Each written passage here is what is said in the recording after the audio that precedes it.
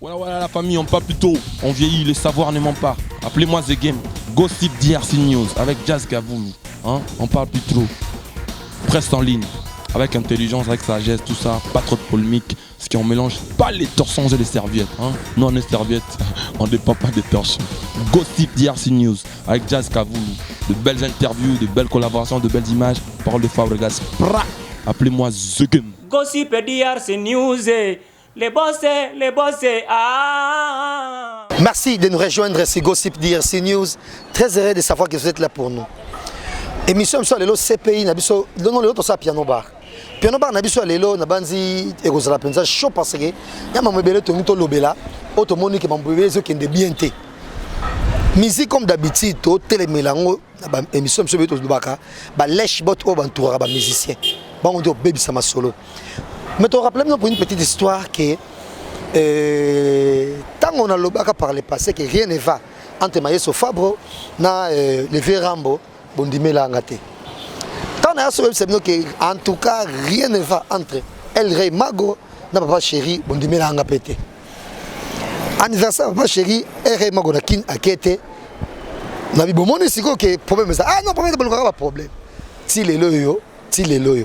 Tant on a que les rois de la forêt n'a pas chéri Kalamingite ezobeba bomona ngangi na okosa yango siko maman alikambo pe msu zoya na émission mso lelo mais pour lelo na bandi to lingana belé to telema ba musicien en tout cas na ko mbolo bango te ke soki lelo musicien soto lo bibi to côté la te to condamné pe passer et ça c'est payé tout ça le piano bar spécial na mon frère il y a Chabo à la peine à nous Alain Dele mais tu n'as pas notre connaître singa mimi na condamné ba comportement on va condamner et Papa Chéri na entourage on va condamner et fallait pour pas na entourage to condamner ba musicien nyonso na ba entourage na bango on va condamner aussi s'il y a moyen Sous, même Vérambo, tout le monde n'a pas porté parole, à des balles, au bassoir, n'importe quoi, na télévision, na internet, donc, yango, et ça m'a mal quand on a biso, il y a l'élo. Mais sans plus tarder, on va voir Alain Dele dans cette émission, mais et mes dédicaces spéciales, et na Osalango Bongo, na Jolie Moussungai, na Yatoussen Dombasi, bon séjour na Paris, na président Donis Ngambani, et pourquoi pas, na Madame Naé Julie Kitima, Ngambani Walendabiso depuis Zeissa. Quelle charron dans cette émission, elle est à vous, ma Deborah Kamanda, et sans oublier Sixé Kassongo, Garçon Bombo, la deuxième émission, Lelo, Galatita Warren Bokele. On va voir Alain Dele comme intervenant dans l'émission Lelo. La bande émission Lelo Naroloba Penza. Moi mingi et kaka ndenge tolinga toko ningi sazaïr lelo ba mi se faut konye ko inabiso do mesa ko parce que moi honnêtement embrouillé kota ko bateau soit bureau musicien otanga auta université soi-disant mais ozo ya na esprit moko neti mutu moko tanga te bona boy ko baka ba n'importe quoi tout autour ya artiste musicien allez bonne. Oui ça va Jazz. Santé ça va hein? Ouais, santé, ça va. Permettez-moi, parce que c'est vrai, ça, mais que certainement, tout le monde en a besoin, quitte si air moko. Ouais, il faut que ça toujours bongo, parce que c'est trop dans le monde de la musicien. Et nous avons le bango te. Et peut-être tu préfères toi avant de calme, que muto azo loba loba, autre n'a pas lobelaye mais azo belote. Musicien oh yebi que yo lobagate. Mon engagement, musicien no moko boya mal bouche. Pour que la charasi bandinga no ba musicien yeba yo yu mo toro musicien moko boye oyebi ke yo spécialité na ko finga ko sala bona wa yuma kaka musicien oyebi wa makasi na ko finga ba makasi ko porter wa tsuba plainte wa su panda esu ko leka photo lo bango. C'est vrai et Jazz moi personnellement na même pas seulement pour na ba musicien mais Eza Baloba qui est un véritable homme ne tue jamais derrière le dos. Mobala solo abo makaboye face à face. Jazz n'a un problème na yo il faut na mbala moko au lieu que na bana osala ba tournure ko luka mutu mo boy alobelanga a changer en ba forme. Ozomona et puis les Jazz qu'on se les dise. Est-ce que les artistes et musiciens bazan a besoin sur marambona? C'est-à-dire engager quelqu'un qui sera là ça la bête du roi. Il y a fingaka. Après ça va traduire en justice malamo yo bimi ko to na bando peser na ba poa na yo soto. Je pense que ça arme ba faible. eza arme ba faible. Ceux qui oyebi et lokozo sala jazz oyebi yango. Ceux qui peut oyebité oyebi yango te. Vous savez ne balobara na classe patin ce sont les tonneaux vides qui font toujours le bruit. Ceux qui lokozo na kati, ils en lokoté na kati. Mais lokozo za na ils en lokozo na mona kati. Au senti qu'ils a kilo. Puis ils a charge. Alors, artiste et musicien, je crois que nga nazo la mécontent. Il y a quoi ça dire et puis il faut pas aller la mité maminene. Na sens nini jazz. Alain au monde un musicien moko boyé. On appelle ça exemple palpable. Musicien moko boyé. Azana journaliste d'ailleurs, pour pas finir la batte. To azana bon je surtout entre parenthèses parce que je te généralement tout ça ba na habité na employé terme nini. So journaliste. Quand on va misser, on jamais les cambonayo. Mais misser engageant misser tout porte-parole de Moboye reconnu que a mal bouche à Fingaka. Mais il y a même de ces musiciens oyo bana bango bato bongote. Mais je pense c'est profiter naie à mon fingele bato oyo. Donc je vais profiter confiance en un musicien moko boye ndé mission pas en confiance musicien ala bato fingaka ya mon fingele bato wana. M'a dit on les a débat na bisolelo. Et puis système on peut ba musicien ba critiquer binote soit qui était moqué na parquet. Or ba musicien na biso peut-être bon dimara bino généralement tam support ba local. Parce que muto ningi o évoluer net ngande na boy. Na la notoriété à moi 1% notoriété na ngo kaka. Mais ba profiter na notoriété na ba n'importe quoi pour na kumbonanga. OK. Na $100 ba porter votre plainte na parquet mais je le fais pas. Comment? Et donc voilà donc ba musicien peut belé faut qu'on appelle stricti wana qui me tourne bané au lingo ba kombonayo basta occupé te. Et normalement tu refais voilà. Et comprenez que c'est lui mon cher confrère Alain Dele, patron il y a chaîne YouTube et Nouvelles Tendances télévision, c'est avec Yonde le tobé taliso na biso. Normalement dit solo on a dit tokina no na 4 chemete. Semaine où ils secoué beaucoup plus dans le métal bongo que Vincent. Chez lui, il fallait bakangaye na je sais pas. Mais moi et là moi ya ba yuma, et là moi so ya ba toro so bande nini. Ko ba ke no ba biro so bande nango donc et c'est pas papa chéri mais base nae. Bon comme ça Vincent, tu es même au courant. J'étais au courant mais je crois qu'ils a décevant tout d'abord. C'est très décevant. Moni jazz, musala auto salaka eza musala mo eza métier moko noble. Alors ba oyo balandaka biso, je voudrais à ce que ba leader bazora mingi charge na bango. Batikela ngo ba fanatique te. Vous savez un artiste et musicien ceux qui déjà oyebi ki oza une fois au sommet, oza censé ya kozala na maîtrise ya makam oyo zosala. Pourquoi? Parce que ceux qui déjà comme likolo, certainement comme unité de mesure, comme référence, il y a batunyo surtout babi qui place on a qui nganda zalara. Au moins ceux qui l'ont déjà comme référence, ils auront pas critique. Ah là tu tout bien été. Ah couteau à lobby n'écoute bien. Ça veut dire que bazo tenir yo à la loupe, bazo tenir yo na rigueur parce que babi qui osa déjà élevé osa déjà mutumo likolo. Alors ceux qui sont tout autour des artistes musiciens, j'ai toujours dit ils doivent arrêter ya ko ça la politique wana. C'est-à-dire tikanga ça la bête du roi na finga nanga puisque d'ailleurs artistes et musiciens moi informant que marambe belé te aura ba pression autozora ah mingi za on peut ba artiste musicien ngote. C'est-à-dire osa nonka mutumo lingala que ça que note ngani nazara pire petit nae ngani nazala rapproche nae tikana fingela. Na ba émission moko total ko sala jazz, je pense que tout le waka na ba critique musus o to salaka. Ce qui mutamoni peut-être que il y a eu acharnement. Peut-être wana ne mutaki ko kende peut-être et puis il y a plusieurs façons ya ko zongi sa mutunanzela ezaka justice. Parce que jazz so mutu déjà à traduire yo na justice, je pense que il faut il faut tenir compte que ça dossier mo ezo pesé. Comme pego kiko baluka contre yo. Et puis ceux qui baluki contre mutuana et comme dommage intérêt communauté on est entre frères. Alors que entre frères, on traite la justice. On traite na kati ya famille. Bo bengi motoana, bo interpeller, bo solo linaye. Si dans nos émissions, c'est vrai qu'il y a beaucoup plus d'acharnement. Je crois que oui, bah ok, ko lande la biso, to ko mekampe ko luka ndenge nini ya ko bongisa makambo wana. Mais ceux qui ont émission par exemple, ils ont respecté critique. Ils ont un acharnement, mais tout qui est en critique, ils ont un point positif, un point négatif. Surtout tout le monde qui ont respecté les normes. Pourquoi est-ce qu'ils ne poursuivent pas? Et puis, je suivis peut-être les émissions de Neko Vincent. Dans l'année de Coronsa, qui était en train de dire sur l'année à propos, Alini Koloba que non, alobi pété que JB Mpiana ne mutazaki à la base toi zalaki sima ya dossier wana. Non, moi j'ai suivi également et tango naïba outima bongo te et tango yindi bongo te kotala bongo et Vincent qui n'arrivait même pas à citer le nom de Papa Chéri c'est Ronsard mutabi c'est que non tanga kaka kezande JBND et tozo lobela. Donc là c'était Ronsard. Donc na mito tobi que polémique eza musicien boina musicien boy. Mais Vincent n'a pas confirmé que voilà. Nathalie émission, Vincent qui n'arrivait pas à citer les noms. Mais il faisait allusion à la musicien qui est bien artiste. Mais il est plein des artistes musiciens. On peut prendre Fabregas par exemple. On peut aussi citer Papa Chéri, entre autres. On peut prendre Karmapa aussi. On peut aussi vite fait, entre guillemets, Félix Oazé, il n'a pas cité les noms. Ferrego également, il n'a pas cité les noms. Mais Moudachek, moi, sans ma casque, non, je sais que tu fais allusion à JB Mpiana, il faut citer Combo. Mais Ronsa a souligné pour dire que, maman, c'est les musiciens,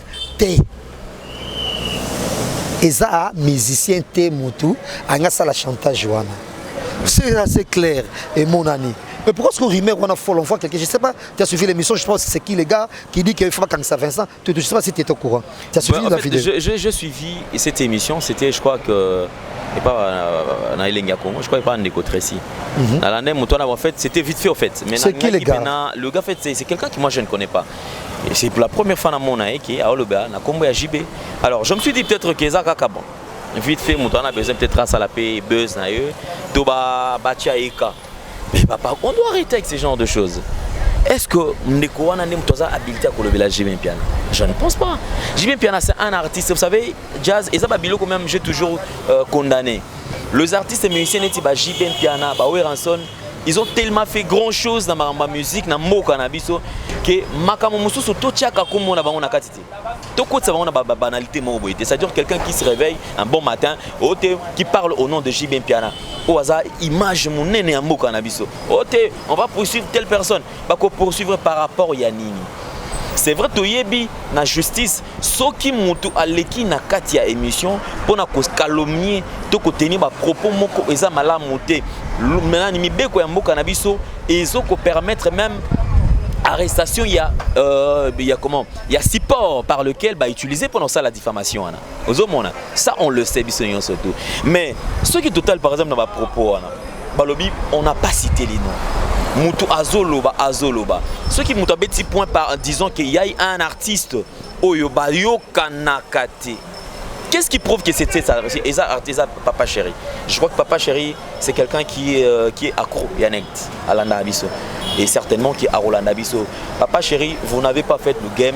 Il y a Rolanda Babilo, et surtout, mettre encore loin de vous ces renards de surface. Oh, Bazan a besoin peut-être de est-ce que Papa Chéri a encore besoin de quelqu'un qui va insulter Nakomona et pas à Papa Chéri? Il est aujourd'hui un artiste stable. D'ailleurs, parmi ma groupe OESA stable, BCBG ESA. Et moi je pense que ça va chantage, c'est ce monsieur là qui a commencé. Parce que dans la vidéo, il y a bien tout. Vincent, tu lui dis Vincent. Nous parlons, il y a émission. Nous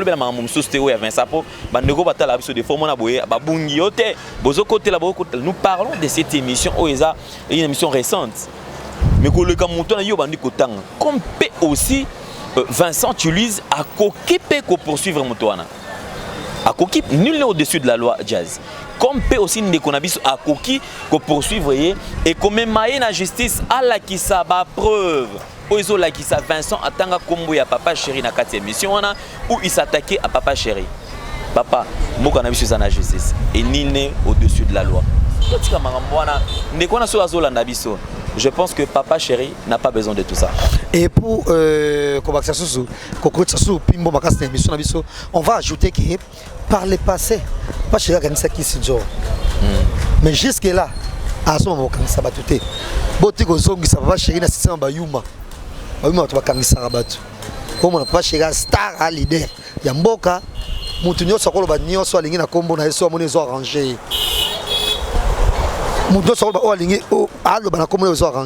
C'est vrai, Vincent a une préférence vraiment trop prononcée et Papa Chéri. Alors, j'attends sur moi, méchanceté vis-à-vis de ce sujet traité il y a combo naé ça ne fait pas du bokangisa donc nous sommes dans un groupe donc nous siège il y a Jimé Piana et oya ba yuma ba opesa nani Papa Chéri conseil te que bokangisa ba to ya tina mon côté star le Papa Chéri quand ça me toka Vincent donc vraiment il y a un rapport ni comment c'est vrai Vincent Moutola maina makila c'est un journaliste mais pourquoi bokangisa il n'a pas cité les noms tout l'an dit émission. Donc, si Papa Chéri tranquille, pour ça, le Libanga fait qui est le Libanga. D'ailleurs, fait Papa Chéri, bon, on va te belé, on va $100 et belé. Tu veux salir, c'est la bango, tout temps, comme on a bango. Bon, tu Papa Chéri star, na biso ya kala. Ba miso ba funda rabatu, des de place ba funda et si cette fois-ci, on met ça au finga batu, tu vas pas finga yo. Bon, et puis tozonga pas tozonga. Oui, jazz. Et là, moi fait et ça la manakati la musique na biso, ça m'étonne en fait. Au moment où nos artistes bango bafingaka. Moi je suivi une émission au Naolandela et depuis un temps Ndeko Blanchard Mosaka. Makamwezo likana. Je pense que Bakalaka va faire ça Kofi Olomide pour na ko télémelaï ba makam o ya sala mingi mingi. On a vu quand même le résultat. C'est-à-dire que il y a quelques émissions rares. On a peut-être même sous porte-parole, il y a Kofi, mais quand même ça la clash. Mais jusqu'à preuve du contraire, actuellement, moi j'ai suivi quelques émissions de Blanchard Mosaka. Vous sentez qu'il y a un likolo makasi. Eza nango mabete. Vous comprenez? Eza mabete. Lorsque Blanchard Mosaka sala ba émission, il engage nani? Il engage Papa Chéri papa. Il engage Papa Chéri. Mais est-ce que Papa Chéri a encore besoin de ce genre de choses? Ndeko Blanchard Mosaka za jamukolo, apusani, baba tout le monde va porter parole, il faut pas pesa sikoyo makamu na génération oyesika. Mais quel est l'exemple bango va couper ça? Alors je pense que Papa Chéri a le monopole. Ce qu'on a dit que non, a le balai sous-souté. Mais baye bagane Ndeko Mosaka il faut ayer baka plus bango ba ko lekaka to bande ko ba sankara ba ko ki ko lekaka pona ko s'attaquer na ba artiste mosusu. Il faut pas préparer ka moral na bango ko yeba que non droit de réponse pezala. X peut ko peut ko en tout cas mon thème a tondi, il pas le but à répondre. Papa Chéri qui n'a jamais clashé, oh ça au monde qui a salé l'émission moi bando ça va clash. Et ça la maraté. Depuis avant d'aller ça ngolote. Ce sont ces termes d'ailleurs où est captiva biso. Et ça l'appelle légende naé. Et puis il a s'appelle esprit naé non que quoi va dire mususu. Et ça va toucher ga muké boba ça la boy. D'ailleurs la grandeur de l'artiste jazz ezalakane na makambo wana. Ba fingi ba lobby ba sali makamutu. Ba Papa Chéri na ba komata na niveau ko caricature ça la bango ba caricature te. Papa tout le monde on a France artiste et monsieur ça dire que bazo ba ça la caricature ba déformer ba guignol. Alors on a évité ça le jour peut-être ba ça la peut-être même ba Kofi Olomide ba Papa Chéri ba we ranson makamona c'est que jour aux alande pene aux années à ma Kofi ba oya pena uluka mutu tina kati ba banda kuna bango. Il faut prouver quand même grandeur et esprit. Ba comme ça na bassesse. Papa Chéri n'a pas besoin de tout ça. Et puis il a robé assez par rapport à des comme ça chroniqueurs puisque Tozo le peut-être pour un sur Vincent mais il y a des chroniqueurs ou peut-être au moins le quoi va le que comme Vincent il y a on a ndenge moko boy et Papa Chéri alingaye et Papa Chéri alingaye pas la moko te eza boy bande ko na biso ba chroniqueur tant to sala musala oyo éthique et déontologie et ali et puis to yebaka non, on a souligné le roman peut-être pour l'information, le support, il y a diffusion, il y a information, c'est-à-dire qu'il y a une émission dans moto, mais puis les propos tenus par l'invité n'engagent que lui-même. Ce qui est la diffamation, tout est calomnie, soit sûr et certain que yo, le coup la support, mais s'il y a esprit, il y a tout autour, il y a Papa Chéri Batika. Arrêtons avec tout ça. Papa Chéri n'a pas besoin de ça. Les artistes, il est rare. À mon avis, Atika la Penastar. Atika la Naestar. Abeta, ils sont fous. Il est là. Même Mouture, par exemple, sur bas. Ceux qui y a peut-être il y a des éléments. On va réunir. Ndeko Vincent Salaki Boy. Ils en ont pété vite. On va brandir yango. Puisque jusque-là, émission il y a Vincent et Zakar en ligne. Mais émission il y a ça peut-être on a site suspect et en ligne. On peut aussi les poursuivre. Parce que hier dans l'émission, on peut dire peut-être que Ndeko Vincent était peut-être malin ou peut-être à jouer qui n'a moins sagesse qui a et c'est même Ronsard qui n'était pas méchant aussi. Ronsard était d'ailleurs il était assez clair pour dire que non, c'est ça qui te fait allusion. Voilà. C'était ça. Mais et puis pour ajouter que il s'appelle musicien T. Tu vois? En tout cas, dès qu'on a bis surtout on est à ma bête. Nous arrivons pratiquement à la fin de cette émission. Ouais. Mais on va quand même ajouter ceci pour dire que clin d'œil spécial. A Fally Ipupa. Le bateau de Bazolo Bakeno. Il fallait engager maman Niki wana na Ken Piana pour finir la kebato. Non. Ken Piana avait déjà ses antécédents ba mission na wana azo chrétien auparavant. Or, Ken Piana dans la société naé, on sent que nous arrêté Ken Piana zate. Encore moins Fally. Mais Fally aussi, je sais pas, dernièrement on peut ça Ken Piana que petit frère Toli qui en tout cas non pas bohéming na kombo na. Or quand Ken Piana le fait, azo tombe la Fally pour humilier quelques artistes musiciens au bazar d'un conflit. Regarde qu'il fallait, il est pour rien pour nous comprendre. Parce que Ken Piana a besoin de solo Fabregas Yamabete. Alembi. Donc Fabregas peut porter en raté. Il ne fallait pas tout le monde le sait. Donc on a des journalistes. Mais les jours où par exemple il fallait musicien Ambazi par exemple qui passe dans des émissions, qui félicite Ferrego là. Qui félicite à Woulou, qui est son grand frère, il y a quartier, sans nous tout approuver. Et il fallait qu'il puisse engager tout homme pour clasher les bâtons avec mission, mais qu'il ne le fait pas. Mais après 1000 et une réflexions, après 1000 et une réflexions, il y a une émission américaine à Talara, mais il conseille à Wendy Williams Show. Wendy Williams Show, moi, je suis un roi bête noire bastard. Émission des critiques sur les musiciens. Tout ce qui est rumeur, tout ce qui est l'histoire balabala, il y a une émission, c'est bastard. Et donc star, c'est star. On monte au Londres, on est pas. Attends, mon que journaliste sont chrétien na chaîne chaîne locale. Il y a chaîne locale. Et une audience non les banda. Bon international. Ba chaîne tu est une chaîne monnaie les athènes tu es local. La chaîne tu es Aïro, il y a une chaîne locale. Il y a un bon monsieur soupé et les karaté ba moi le karoté. Ba moi date kolanda bangoté. Peut-être que une nouvelle tendance télévision né tomber en international parce que partout là où tu es, soit connexion net, tu peux Rolanda nouvelle tendance télévision. Donc Fally Ipupa même la chaîne où qui ça. Au je mo songo topakala avant de la chaîne mo ba critiquer yo. Ko qui peut être la chaîne locale. Donc à la limite, au cas où l'André soit publicité, on sait que whisky on a bon, so escroquer on dembongo. Donc Hollande, mais mouvement qui la musique attends comme ça t'es comme autant comme on. Donc non na genre on a donc même bateau entouré il fallait pour en tout cas plus jamais botikae qui chaîne moro qui ça sera boyer et ba chaîne moro TV5 et ça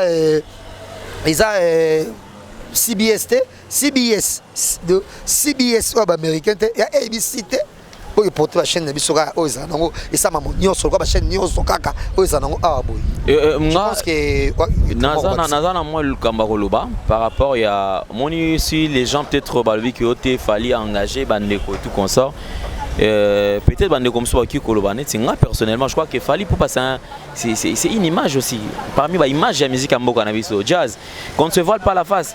Je crois que notre Tolo, même Tolo pour la JB, pour la Bawera, c'est la même chose avec Fally pour pas y faire.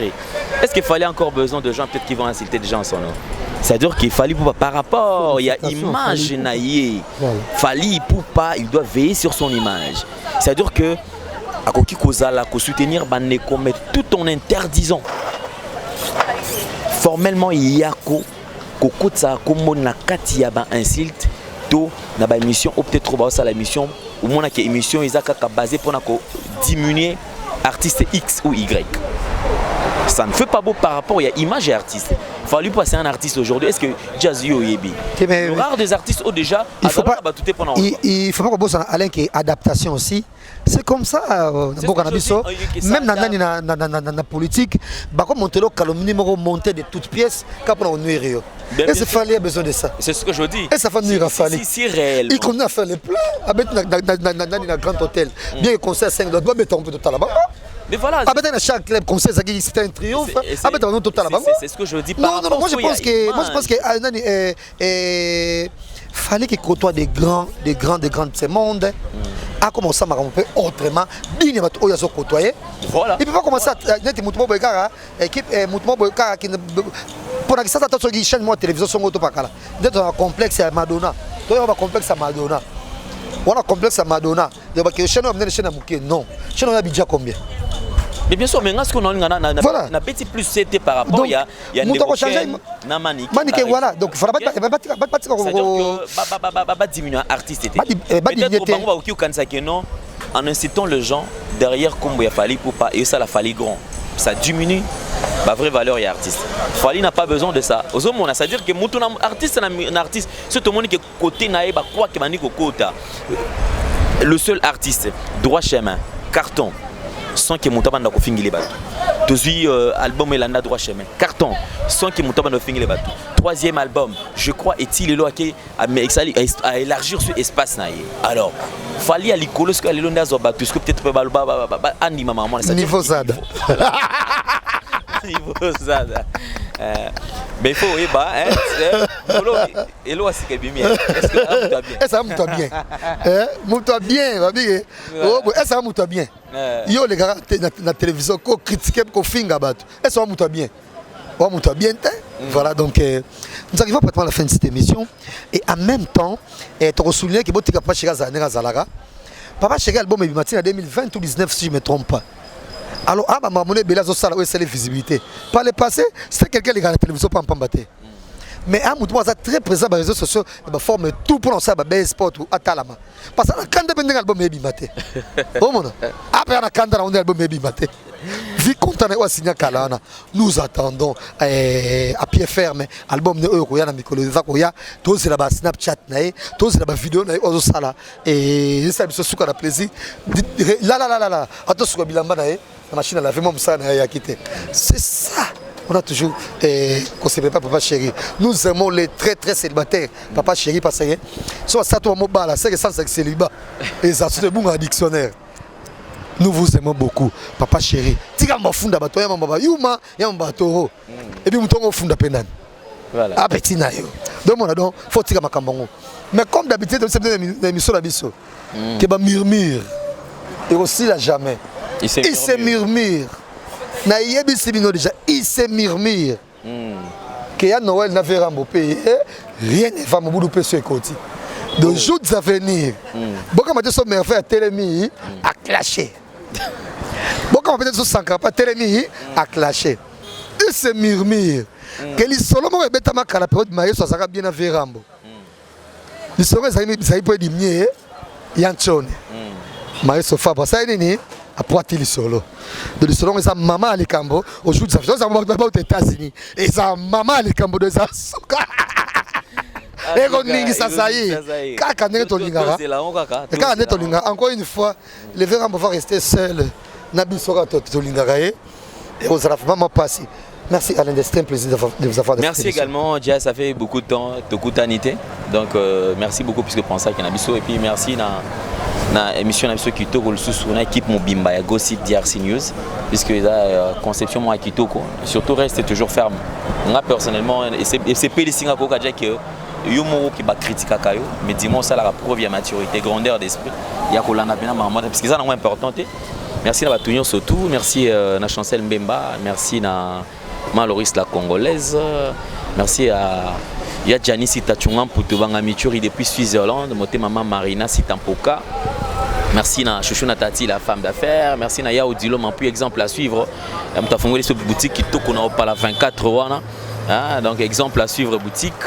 Merci à Marachel Moussolongo. Merci à Francis Beto Febonane Nicaragua. Il y a Arlette Tandemer double.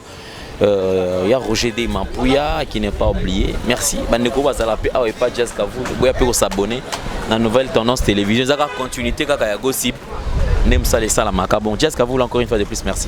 Merci Alain Dele. Quand à la lobby, vous s'abonner massivement à Gossip DRC News.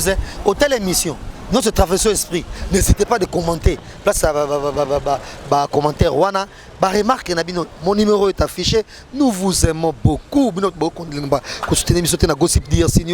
Merci à vous. Mais il se murmure il se murmure que maman alikambo za koya donc personne ba tension matate mais mukile baby déjà prend le solo ngo donc bako yoka mon tête de calamité et sa maman alikambo. Merci à vous que cette émission Piano Bar soit avec vous. Grand merci à Sama et merci également à Dieu, merci Domba si les réalisateurs. Au revoir. Voilà la famille, on parle plus tôt, on vieillit, le savoir ne ment pas. Appelez-moi The Game, Gossip DRC News avec Jazz Gavoulou.